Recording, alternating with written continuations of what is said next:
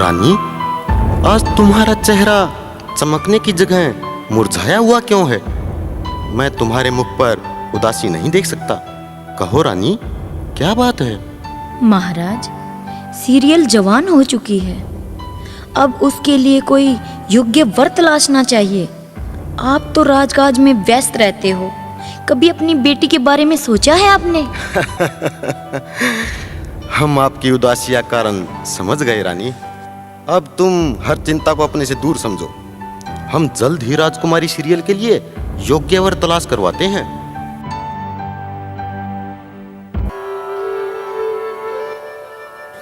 प्रणाम महाराज।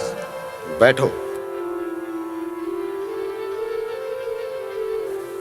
कहिए महाराज, क्या आज्ञा है? पुरोहित जी, राजकुमारी सीरियल विवाह योग्य हो गई है, इसलिए आप कन्या की जन्म कुंडली पर विचार करें। सही मुहूर्त निकालकर आप दोनों टीके का सामान ले जाएं। किसी होनहार राजकुमार को राजकुमारी का टीका चढ़ा के आए।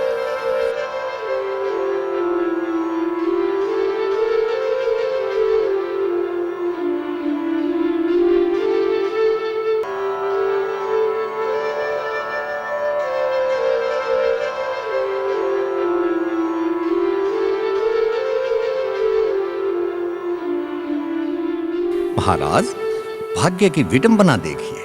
आज का मुहूर्त कन्या के लगन का सबसे अच्छा दिन है, और ऊपर से बुधवार भी है महाराज।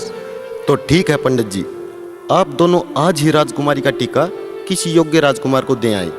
आपको जो भी जरूरत का सामान लेना हो वो मंत्री जी से कहकर ले लें। जो आज्ञा महाराज।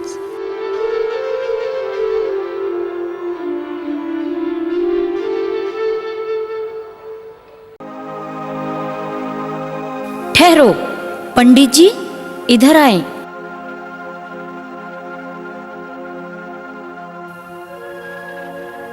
प्रणाम महारानी जी। प्रणाम। कहिए महारानी जी, क्या आदेश है? देखो पंडित जी, अगर आपने मेरे कहे अनुसार मेरा काम भली प्रकार से पूरा कर दिया तो तुम्हें इतनी दान दक्षिणा दूंगी जो तुम्हारी 7 पुश्तों के बैठकर खाने पर भी समाप्त नहीं होगी। और ध्यान रहे, ये भेद नाई को पता ना चले। हुक्म कीजिए महारानी।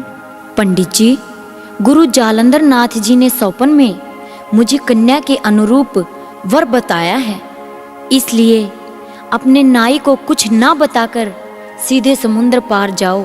बागड़ प्रांत में जहां ददरेवा के महाराज उमरपाल हैं, उनके पुत्र जेवर सिंह के बेटे जाहरवीर को ये टीका चढ़ा देना। लेकिन महारानी, चौहानों से तो हमारी पुश्तैनी दुश्मनी है। कहीं ऐसा ना हो महाराज नाराज हो जाए। पंडित जी, आप चिंता न करें, मैं अपने आप संभाल लूंगी। ये तुम्हारी पेशगी है, वापस आने पर इससे 4 गुना दक्षिणा मिलेगी। अब बेफिक्र होकर जाओ।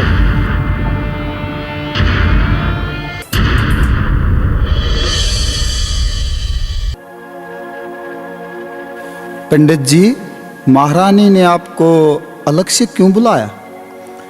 पर कुछ खास नहीं, बस यही कहा कि अगर राजकुमारी के लिए योग्य वर नहीं तलाश सके तो तुम्हारी खैर नहीं। तो पंडित जी, अपना सफर किस तरफ शुरू करें? बागड़ प्रांत में चलते हैं। बागड़ प्रांत में तो चौहानों का राज है, वहां चलना ठीक नहीं। ठीक और गलत सोचना हम पंडितों का काम है। तो हमारा काम क्या है? सिर पे गठरी उठाकर मेरे पीछे पीछे चलो। चलो।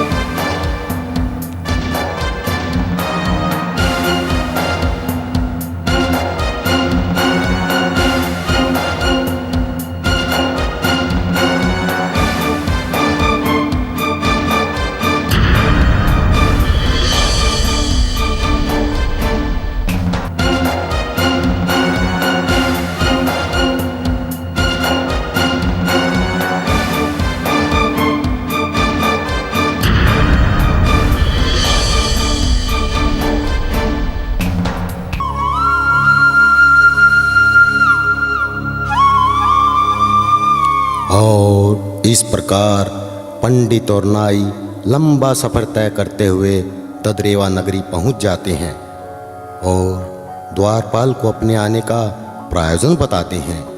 द्वारपाल उन्हें प्रतीक्षा करने के लिए कहता है।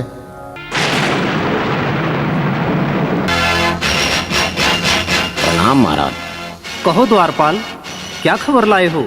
महाराज, सिंगल द्वीप के तंदूल नगर से ब्राह्मण और नाई टीका लेकर आए हैं।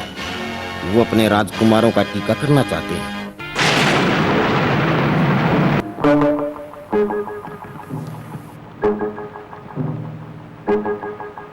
द्वारपाल, उन्हें आदर सहित दरबार में ले आओ। जो आज्ञा महाराज।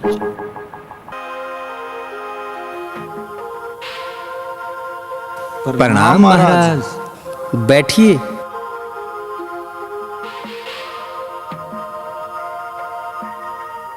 कहिए, आप किस उद्देश्य से यहाँ पधारे हैं?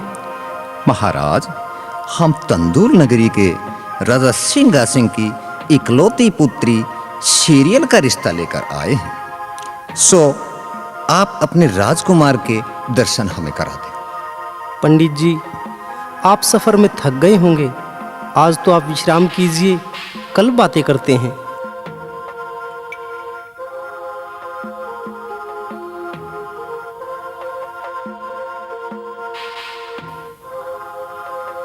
महाराज, राजकुमार के दर्शन कराएं।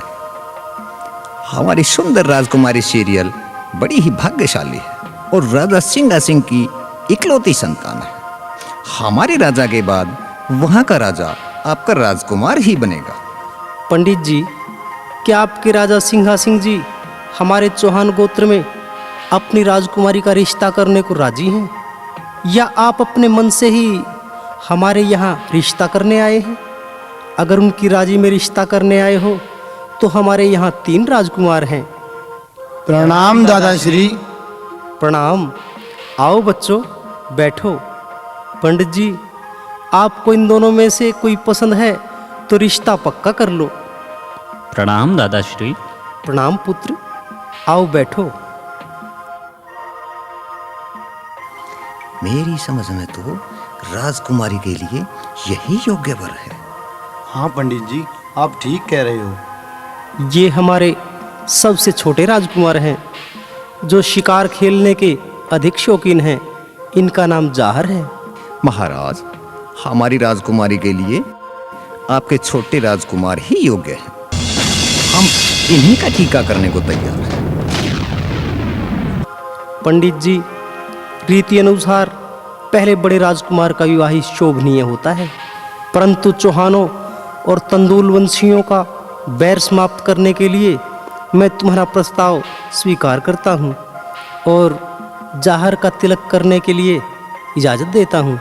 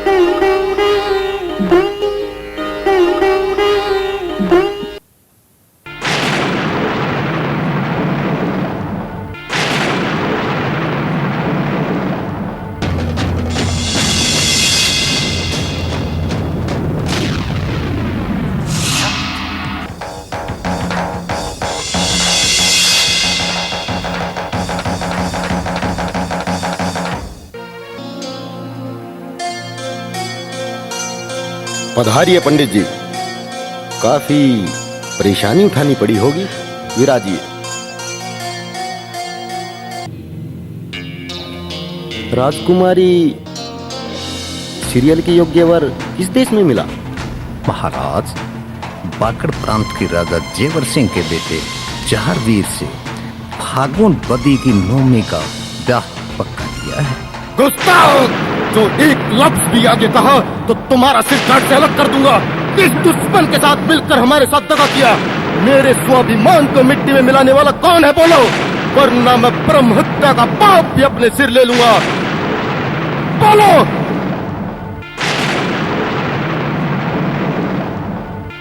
क्षमा करें महाराज, ये सब हमने महारानी जी के कहने पर किया, इसमें हमारा अपना कोई दोष नहीं। अब तुम्हारी सजा यही है, वापस बागड़ प्रांत जाओ और सगाई तोड़कर टीका वापस लाओ और किसी दूसरे राज्य में राजकुमारी सीरियल का रिश्ता पक्का करके आओ। जाओ।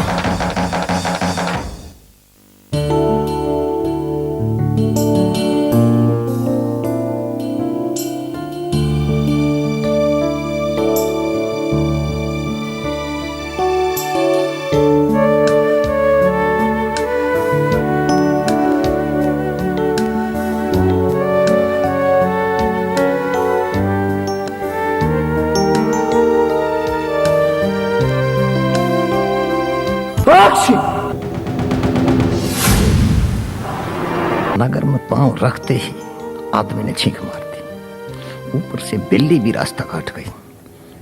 बड़े भारी अपशगुन हो रहे, इसलिए सीधे राजमहल ना चलकर कल सुबह राजमहल चलते हैं। पंडित जी, भगवान भली करेंगे।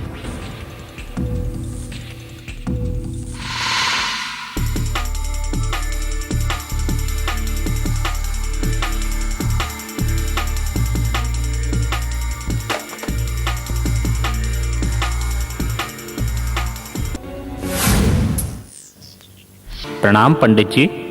प्रणाम पुत्र। किस कारणवश आप लोग यहाँ बैठे हैं? राजा सिंगा सिंह की आज्ञा से हम तुम्हारी सगाई का सामान वापस लेने जा रहे।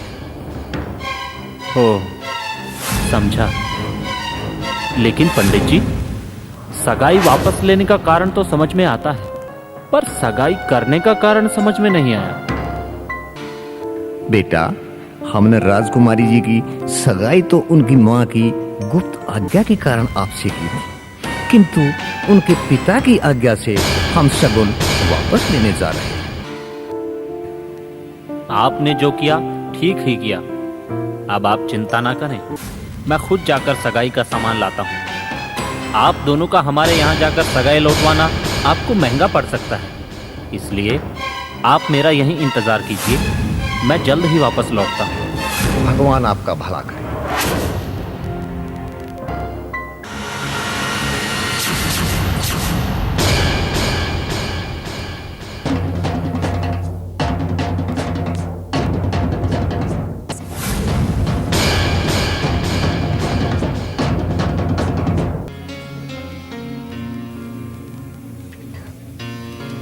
माँ, मेरी सगाई का सामान कहाँ रखा है?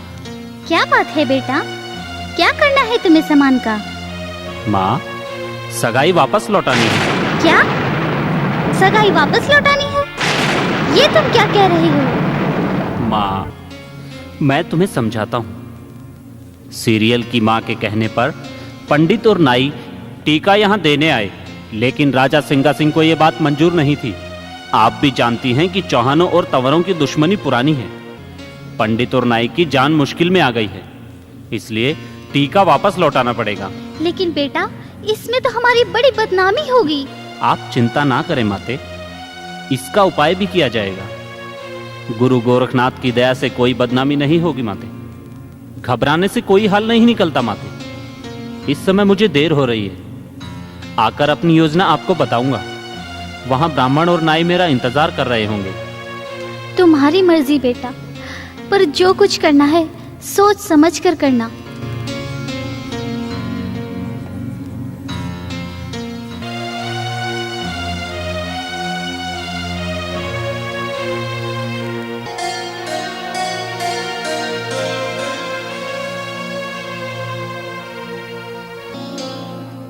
ये लो सामान और जल्दी जाओ, मेरा आशीर्वाद तुम्हारे साथ है।